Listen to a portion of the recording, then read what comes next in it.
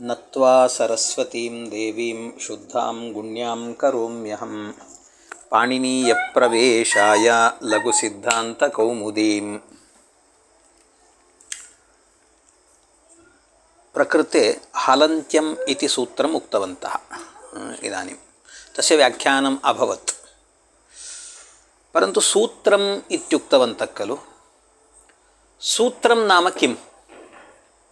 सूत्रं नाम किं? सूत्रस्य लक्षणं किम् इत्युक्ते सूत्रस्य लक्षणम् एवं वर्तते.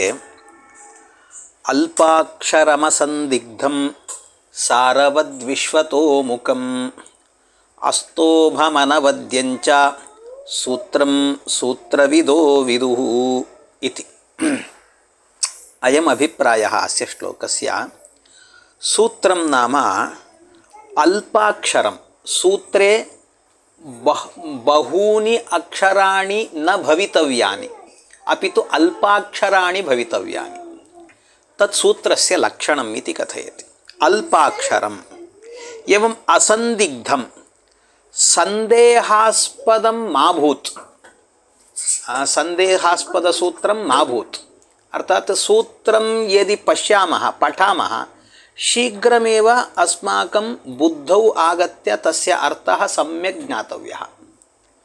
सन्देहः तत्र न भवितव्यः. अतः असन्दिग्धम्. एवमेव सारवद् विश्वतोमुखम् इति. सारवत् अर्थात् समग्रसारं वक्तव्यं तत् सूत्रम्. इदमपि सूत्रस्य लक्षणम् इति कथयति. इदमपि सूत्रस्य लक्षणं. सारवत् एवं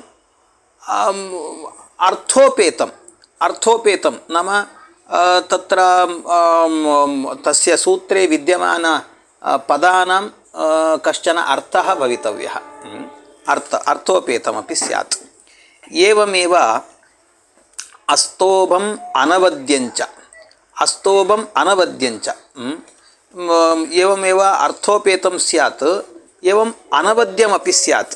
अर्थात् व्याख्यानं यथा कर्तुं शक्यते तथा सूत्रं भवितव्यं. व्याख्यानं तत्र भवितव्यं. तत् सूत्रं यदि पश्यामः अस्य किञ्चित् व्याख्यानं वक्तव्यम् इति अस्माकं मनसि चिन्ता प्रवर्तितव्या. अतः एवं अनवद्यञ्च सूत्रं सूत्रविदो. एवं सूत्रविदः सूत्रज्ञानिनः एवं कथयन्ति सूत्रस्य लक्षणम् इत्यर्थः. तथा च तत्र दोषादिकं न स्यात्. दोषादिकं तादृशं सूत्रं स्यात् इत्यभिप्रायः. ಒಟ್ಟು ಈಗ ಸೂತ್ರ ಅಂತ ಆರಂಭ ಮಾಡಿದರು. ಹಲಂತ್ಯಂ ಅಂತ ಸೂತ್ರ ಹೇಳಿದರು. ಸೂತ್ರದ ಲಕ್ಷಣ ಏನು? ಸೂತ್ರ ಅಂದರೆ ಯಾವುದನ್ನು ನಾವು ಸೂತ್ರ ಅಂತ ತಿಳ್ಕೊಳ್ಬೇಕು ಅಂತ ಕೇಳಿದರೆ ಅದಕ್ಕೊಂದು ಕಾರಿಕೆಯಲ್ಲಿ ಹೇಳಿದ್ದಾರೆ. ಅಲ್ಪಾಕ್ಷರಂ ಅಸಂದಿಗ್ಧಂ ಸಾರವತ್ ವಿಶ್ವತೋಮುಖಂ ಅಸ್ತೋಭಂ ಅನವದ್ಯಂಚ ಸೂತ್ರಂ ಸೂತ್ರವಿದೋ ವಿದುಹು ಅಂತ ಕಾರಿಕೆಯಲ್ಲಿ ಹೇಳ್ತಾರೆ.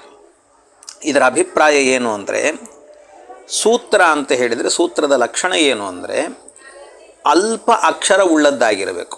ಕಡಿಮೆ ಅಕ್ಷರಗಳಿರಬೇಕು ಅದರಲ್ಲಿ. ಜೊತೆಗೆ ಸಂದೇಹಾಸ್ಪದವಾಗದೇ ಇರಬೇಕು. ಸಂದೇಹಕ್ಕೆ ಎಡೆ ಇರಬಾರ್ದಲ್ಲಿ. ಆ ರೀತಿ ಆದರೆ ನೋಡಿದ ಕೂಡಲೇ ಅರ್ಥ ಆಗುವ ಹಾಗೆ ಇರಬೇಕು. ಸಂದೇಹ ಬರಬಾರದು. ಆ ರೀತಿ ಇರಬೇಕು. ಮತ್ತು ಸಾರವತ್ತಾದಂತಹ ಅರ್ಥೋಪೇತವಾಗಿಯೂ ಕೂಡ ಇರಬೇಕು. ಅದರ ಜೊತೆಗೆ ಇನ್ನೊಂದೇನು, ನಾನಾ ರೀತಿಯಿಂದ ವ್ಯಾಖ್ಯಾನ ಮಾಡಲಿಕ್ಕೆ ಬರುವಂತೆಯೂ ಇರಬೇಕು. ಒಂದೇ ವ್ಯಾಖ್ಯಾನ ಅಲ್ಲ, ನಾನಾ ರೀತಿಯ ವ್ಯಾಖ್ಯಾನವನ್ನು ಮಾಡಲಿಕ್ಕೆ ಬರುವಂತೆಯೂ ಕೂಡ ಇರಬೇಕು. ಇನ್ನು ವಿಶೇಷ ಅಥವಾ ಸಾಮಾನ್ಯ ಯಾವ ದೋಷಗಳು ಕೂಡ ಇರಬಾರ್ದು. ಅನವದ್ಯ ಅಂದರೆ ದೋಷಗಳಿರಬಾರ್ದು ಅದರಲ್ಲಿ ಸೂತ್ರದಲ್ಲಿ. ಹಾಗಾಗಿ ಅಂಥದ್ದನ್ನು ಈ ರೀತಿ ಇರೋದಿದೆಯಲ್ವ, ಇದನ್ನೇ ಸೂತ್ರಜ್ಞಾನಿಗಳೆಲ್ಲರೂ ಕೂಡ ಸೂತ್ರ ಅಂತ ಕರೀತಾರೆ. ಅದೆಲ್ಲವೂ ಕೂಡ ನಮ್ಮ ಮಹರ್ಷಿ ಪಾಣಿನಿಗಳ ಸೂತ್ರದಲ್ಲಿ ಇದ್ದಾವೆ. ಇವೆಲ್ಲವೂ ಕೂಡ ಆಯಿತಾ, ಇವೆಲ್ಲ ಸೂತ್ರಗಳಲ್ಲಿ ಇದ್ದಾವೆ. ಎಲ್ಲ ಸೂತ್ರಗಳಲ್ಲಿ ಅಲ್ಲಲ್ಲೇ ಬರ್ತದೆ, ಗೊತ್ತಾಗ್ತದೆ ಅದೆಲ್ಲವೂ ಕೂಡ. ಇನ್ನು ಈ ಸೂತ್ರ ಎನ್ನೋದಿದೆಯಲ್ವ, ಸೂತ್ರ ಅನ್ನೋದು ಕೂಡ ಮತ್ತೆ ಈ ಸೂತ್ರ ಎಷ್ಟು ವಿಧವಾಗಿದೆ ಅಂತ ಕೇಳಿದರೆ, ಕತಿ ವಿಧಾನಿ ಏತಾನಿ ಸೂತ್ರಾಣಿ ಇತಿ ಚೇತ್ ತತ್ರ ಕಥಯತಿ ಸಂಜ್ಞಾ ಚ ಪರಿಭಾಷಾ ಚ ವಿಧಿರ್ನಿಯಮ ಏವ ಚ ಅತಿದೇಶೋಧಿಕಾರಶ್ಚ ಷಡ್ವಿಧಂ ಸೂತ್ರಲಕ್ಷಣಂ ಇತಿ. ಅರ್ಥಾತ್ ಸಂಜ್ಞಾ ಚ ಸಂಜ್ಞಾವಿಧಾಯಕಂ ಸೂತ್ರಂ ಏವಂ ಪರಿಭಾಷಾ ಸೂತ್ರಂ ಏವಂ ವಿಧಿಸೂತ್ರಂ ವಿಧಿಸೂತ್ರಂ ನಿಯಮಸೂತ್ರಂ ಏವಮೇವ ಅತಿದೇಶಸೂತ್ರಂ ಏವಮೇವ ಅಧಿಕಾರಸೂತ್ರಂ ಇತಿ ಷಡ್ವಿಧಾನಿ ಸೂತ್ರಾಣಿ ಸಂತಿ. ಷಡ್ವಿಧಾನಿ ಸೂತ್ರಾಣಿ ಸಂತಿ. ತತ್ರಾಪಿ ಯತ್ರ ಸೂತ್ರೇ ಪದಂ ನ ಭವತಿ ಚೇತ್ ಸೂತ್ರೇ ಪದಂ ನ ಭವತಿ ಚೇತ್ ಅನ್ಯತ್ ಸೂತ್ರಾತ್ ಅನುವರ್ತನಂ ಕರ್ತವ್ಯಂ. ಅನುವರ್ತನಂ ನಾಮ ಯದ್ಯಪಿ ತತ್ರ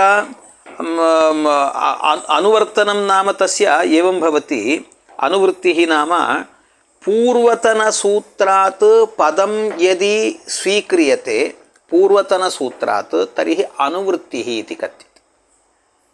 ಯದಿ ತು उत्तरे विद्यमान अर्थात अग्रे विद्यमान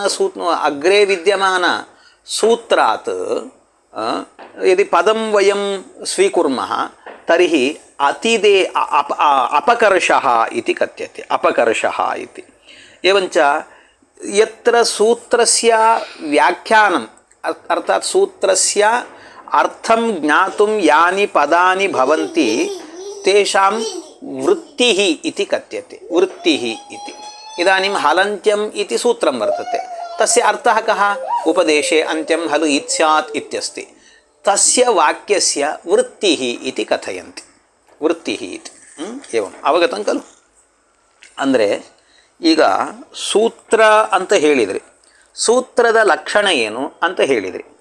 ಈಗ ಇಂಥ ಸೂತ್ರಗಳು ಎಷ್ಟು ವಿಧವಾಗಿದ್ದಾವೆ ಅಂತ ಕೇಳಿದರೆ ಅದಕ್ಕೆ ಹೇಳ್ತಿದ್ದಾರೆ, ಸಂಜ್ಞಾ ಚ ಪರಿಭಾಷಾ ಚ ವಿಧಿರ್ನಿಯಮ ಏವ ಚ ಅತಿದೇಶೋಧಿಕಾರಶ್ಚ ಷಡ್ವಿಧಂ ಸೂತ್ರಲಕ್ಷಣಂ ಅಂತ. ಅಂದರೆ ಸಂಜ್ಞಾ ಚ ಸಂಜ್ಞಾ ವಿಧಾಯಕ ಸೂತ್ರ, ಪರಿಭಾಷಾ ಸೂತ್ರ, ವಿಧಿ ಸೂತ್ರ, ನಿಯಮ ಸೂತ್ರ, ಅತಿದೇಶ ಸೂತ್ರ, ಅಧಿಕಾರ ಸೂತ್ರ ಅಂತ 6 ವಿಧವಾದಂಥ ಸೂತ್ರಗಳಿದ್ದಾವೆ. ಇಲ್ಲಿ ಏನು ಸಂಜ್ಞಾ ವಿಧಾಯಕ ಸೂತ್ರ ಅಂದರೆ ಏನು, ಪರಿಭಾಷಾ ಸೂತ್ರ ಅಂದರೆ ಏನು ಅಂತ ಕೇಳಿದರೆ ಅದು ಅಲ್ಲಲ್ಲೇ ಹೇಳ್ತಾ ಹೋಗ್ತೀವಿ. ಉದಾಹರಣೆಗೆ ಈಗ ಈ ಹಲಂತ್ಯಂ ಅನ್ನೋ ಸೂತ್ರ ಹೇಳಿದ್ವಿ ನಾವು. ಹಲಂತ್ಯಂ ಸೂತ್ರ ಏನು ಹೇಳಿತು? ಉಪದೇಶ ಅಂತ್ಯಂ ಹಲು ಇತ್ಸಂನಃ ಸ್ಯಾತ್ ಅಂತ. ಇದು ಸಂಜ್ಞೆಯನ್ನು ವಿಧಾನ ಮಾಡುವ ಸೂತ್ರ. ಅಂದರೆ ಸಂಜ್ಞೆ ಅಂದರೆ ಹೆಸರನ್ನು ವಿಧಾನ ಮಾಡುವ ಸೂತ್ರ. ಹಾಗಾಗಿ ಸಂಜ್ಞಾ ಸೂತ್ರ ಅಂತ ಕರೀತಾರೆ ಇದನ್ನು. ಆಯಿತಾ? ಇನ್ನು ಕೆಲವೆಲ್ಲ ಇದ್ದಾವೆ, ಪರಿಭಾಷಾ ಸೂತ್ರ ಅಂತಿದೆ. ಅವೆಲ್ಲ ಅಲ್ಲಲ್ಲೇ ಮುಂದೆ ಬರುತ್ತೆ.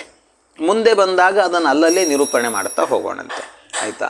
ತಥಾಚ ಈ ರೀತಿ ಸೂತ್ರಗಳೆನ್ನುವಂಥದ್ದು 6 ವಿಧವಾದಂತಹ ಸೂತ್ರಗಳಿದ್ದಾವೆ.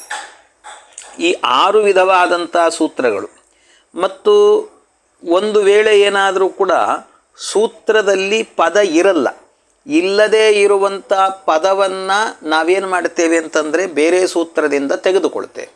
ಆ ಬೇರೆ ಸೂತ್ರದಿಂದ ಅಂದರೆ ಮೊದಲು ಒಂದು ಸೂತ್ರ ಇರುತ್ತೆ, ಆ ಸೂತ್ರಕ್ಕೆ ವ್ಯಾಖ್ಯಾನ ಮಾಡುವಾಗ ಅದರ ಹಿಂದಿನ ಸೂತ್ರದಿಂದಾಗಿ ಪದವನ್ನು ಸ್ವೀಕಾರ ಮಾಡಿದರೆ ಅದಕ್ಕೆ ಅನುವೃತ್ತಿ ಅಂತ ಹೆಸರು.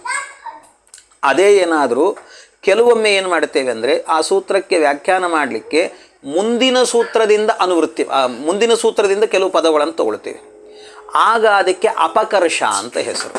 ಮುಂದಿನ ಸೂತ್ರದಿಂದ ಪದವನ್ನು ತೆಗೆದುಕೊಂಡು ವ್ಯಾಖ್ಯಾನ ಮಾಡಿದರೆ ಅಪಕರ್ಷ ಅಂತ.